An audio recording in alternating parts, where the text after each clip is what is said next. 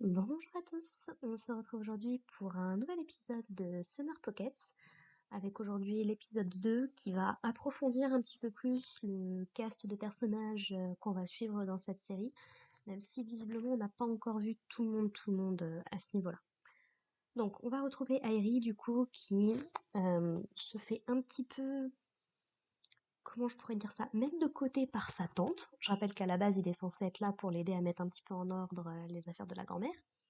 Et en fait, elle dit non, mais vas-y, repose-toi un petit peu, va faire le tour de l'île, vois un petit peu ce que l'île a à te proposer, je suis sûre que ça te fera du bien. Et donc, un des gros trucs de cet épisode-là, ça va être qu'il va te rencontrer les membres du club des jeunes de l'île. Donc, ils sont au nombre de 4. Donc, on a la jeune fille qui tire sur les gens qui sont torse nu, là, avec son pistolet à eau, qu'on a rencontré dans l'épisode dernier. On a le mec à l'opposé, du coup, le nudiste qui se met torse nu et qui s'est fait attraper la dernière fois. On a la jeune fille qu'il a rencontrée dans le premier épisode également, qui était à moitié endormie près d'un arbre, avec son espèce de petit renard bleu, là, avec elle. Et on découvre un nouveau personnage par rapport à ce cast-là, qui est donc un gars qui a l'air visiblement de s'entraîner au ping-pong dans une espèce de petite remise qu'il y a dans la forêt, dans la montagne. Pourquoi pas? Donc voilà, en fait, il se fait interpeller par celle qui tire au pistolet à eau pour qu'il vienne à la mairie de la ville, en fait, pour lui expliquer que voilà, ils vont organiser une petite fête pour son arrivée le soir même, et donc ils espèrent qu'il va participer. Donc tout se passe bien, il se fait bien accueillir par tout le monde. Notamment, il lui explique que bah, certes, c'est qu'un visiteur passager en soi, mais qu'ils ont quand même envie qu'il passe un bon séjour. Donc c'est pour ça qu'ils se permettent d'organiser ce genre de choses de leur côté. Et en fait, du coup, bah, il lui demande en fait d'aller chercher le quatrième membre qui est visiblement encore dans la montagne. Et ils vont se taper une petite partie de ping-pong là tous les deux, donc ça sort un petit peu de nulle part. Avec le mec qui lui dit ah, t'as l'air d'être vachement bon au ping-pong et tout, et Eric il lui dit non mais tu sais c'est la première fois que je joue et tout.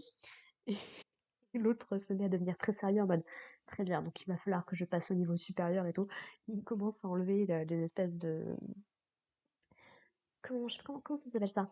C'est des espèces de petits bracelets qu'on met au niveau du poignet et que j'ai souvent vu les gens essuyer la sueur avec, par exemple. Ça me fait beaucoup penser à Kuroko de basket, par exemple. Et en gros, donc, quand il les enlève, il faut un gros bruit en tombant sur le sol, comme s'il avait des poids. Ça aussi, c'est très cliché depuis... le plus loin que je peux voir ça, ce serait par rapport à Dragon Ball, puisque Krillin et Goku ont un petit entraînement comme ça, mais ça évoque bien évidemment Rock Lee dans Naruto également. Et en fait, c'est là que que sa camarade, elle arrive pour lui dire non mais n'importe quoi, arrête de faire l'idiot, tout le monde t'attend, faut que tu viennes. Je tiens à préciser que ce personnage-là, quand on la rencontre, quand Airi l'a rencontré, il était en train de faire des pompes accrochées au plafond. Donc franchement, je reconnais vraiment la patte de Ki. J'ai l'impression de voir du Clannad. Ça me donne énormément envie de reprendre le visual novel. Pour du coup me refarcir toutes les différentes routes. N'hésitez pas à me dire si ça vous intéresse potentiellement que je vous propose des visual novels sur la chaîne. J'y ai pensé, le seul problème c'est que souvent ils sont en anglais, ils n'ont pas forcément de traduction. Donc si vous n'êtes pas forcément anglophone, ça peut poser des problèmes, que ce soit pour moi au niveau de la traduction en direct, qui peut du coup rallonger des épisodes qui pourraient être beaucoup plus courts, ou même pour vous, du coup, si vous comprenez pas et que je prends pas le temps de traduire. N'hésitez pas à me dire ce que vous en pensez. Donc voilà, donc ils ont une petite fête, tout ça, tout ça. Et Airi va évoquer du coup la jeune fille aux cheveux blancs qu'il a déjà croisée à la piscine dans l'épisode précédent, du coup. Donc qui s'appelle Shiroa. Et on lui explique en fait bah, que voilà, elle est un petit peu timide, c'est pas quelqu'un qui est forcément très sociable, qui est forcément très à l'aise, donc on lui demande justement de ne pas l'importuner. Et il va un petit peu leur faire comprendre que bah, c'est peut-être un peu déjà le cas, je suis vraiment désolée, c'était pas mon intention. Donc voilà, on commence un petit peu à avoir ça. Il va de nouveau avoir une interaction avec Shiroa dans cet épisode-là, deux d'ailleurs. Je vais d'abord parler de la première, je vais parler un petit peu des autres personnages qu'on découvre et je reviendrai sur la fin de l'épisode après. Donc en gros, voilà, il la croise un petit peu alors qu'il se balade dans la petite ville. Et en gros, donc, elle a ce côté un petit peu, j'ai envie de dire yandere, mais pas du tout, rien à voir, un petit peu tsum, un petit peu tsundere. De ce côté, voilà, j'apprécie ce que t'as fait, mais j'ose pas forcément vraiment te le dire, et puis je vais te le dire un petit peu de façon agressive et tout, mais elle est vraiment toute choupie, toute adorable. Je pense qu'elle va avoir d'ailleurs une grosse importance dans l'histoire, vu ce que l'opening a l'air de montrer, mais encore une fois, on est dans du qui. Si c'est un visual novel avec différentes branches, comme les autres auparavant, voilà, jusqu'à quel point est-ce que les différentes routes vont être adaptées dans cet animé-là. Pour le coup, je ne sais pas, je n'ai pas fait la série. Et donc voilà, donc en fait, elle le remercie de lui avoir un petit peu appris comment mieux nager dans la piscine. Et l'interaction se termine globalement ici. Pendant qu'il est en train de visiter, du coup, donc il va tomber sur une jeune fille qu'on a déjà aperçue vite fait dans l'épisode 1, je crois. Mais en gros, qui est perchée tout au-dessus au sommet d'un phare et qui est un petit peu en train de chantonner, tout doucement.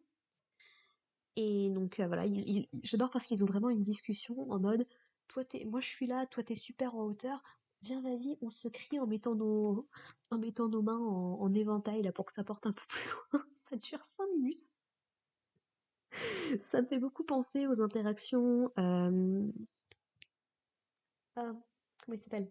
De Okazaki dans Clannad avec Fuko principalement, mais également de Akasaka et la jeune Rika dans Higurashi. C'est vraiment trop mimi. Donc voilà, donc elle lui explique en fait que elle se cherche elle-même apparemment. Elle cherche ce qu'elle veut faire plus tard. Et lui il essaie de lui dire non mais tu sais que c'est un peu dangereux ce que tu fais là-haut, c'est pas très très safe et tout. Et elle lui dit t'inquiète pas, tout va bien.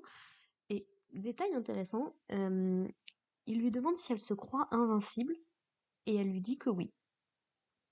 Donc on verra si ça a une importance particulière dans l'histoire, mais ce personnage, que ce soit dans sa façon de se comporter ou dans son design, m'a énormément fait penser, je crois que c'était Mitsuru qu'elle s'appelait, un des personnages de R, qui est une autre œuvre de Ki.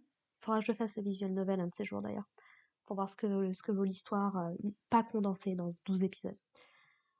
Donc voilà, voilà. Il va aussi avoir toute une interaction avec donc la jeune fille qui était endormie sous l'arbre, qui du coup travaille à mi-temps dans une espèce de petit combini qu'il y a sur l'île. Donc au début, il est accueilli par une vieille femme qui lui dit ah bah oui, tu sais, il fait vachement chaud et tout, est-ce que tu veux un petit peu de glace pilée, machin et tout. Donc il lui dit oui et il lui dit elle lui dit bah va plutôt te reposer dans la salle des tatamis, tu seras au frais, il y a la clim et tout, dehors il fait vachement chaud. Et bien évidemment, en rentrant dans la pièce, on a la petite scène ecchi habituelle. Donc, il la voit alors qu'elle est en train tranquillement de se déshabiller. Il y a un petit moment vachement ah, awkward, embarrassant entre les deux. Et en fait, sans faire exprès, il lui balance en fait sa glace pilée à la tronche. Et après ça, on va avoir toute une espèce de petite bataille entre les deux, où ils vont se balancer de la glace pilée pendant 5 minutes là aussi. On retrouve vraiment cette ambiance de comédie de Clannad. Donc c'est toujours sympathique à voir, même si j'avoue c'est pas la partie qui m'a le plus intéressée de l'épisode, soyons très honnêtes. Et je crois que c'est à peu près tout. On a un micro détail au tout début de l'épisode avec donc la jeune fille qui crèche chez la tante de Airi, la petite fille aux cheveux violets là, qui a l'air d'avoir quand même une certaine importance dans l'histoire aussi, puisqu'elle est assez mise en avant dans l'opening et dans l'ending. Et c'est du qui, donc ça me surprendrait pas là non plus. Mais on voit en fait donc qu'elle vivait avec quelqu'un, potentiellement son père visiblement, vu l'âge qu'elle a l'air d'avoir. Et en fait, elle préparait du coup du riz comme ce qu'elle a fait pour Airi, mais que visiblement c'était pas particulièrement reconnu ou on n'y prêtait pas vraiment attention. Donc je pense que c'est un personnage qui a beaucoup de choses à nous révéler au fur et à mesure de la série, donc à garder en tête. Et il y avait un autre passage assez drôle où en gros la vieille femme qu'il a rencontrée dans le premier épisode sur le bateau, comme il lui a dit oui, je suis un petit peu comme un oiseau qui a perdu ses ailes ou quelque chose comme ça, en fait elle raconte à tout le monde sur l'île que en fait il est venu pour soigner des blessures, que c'est un oiseau qui n'a plus d'ailes, que c'est un ange, machin et tout. Et alors qu'il est en train de prier au petit temple local, t'as 3 gamines qui lui posent des questions et tout. Et quand il essaye de s'expliquer, elle se barre en rigolant et tout. C'est mignon, j'aime beaucoup.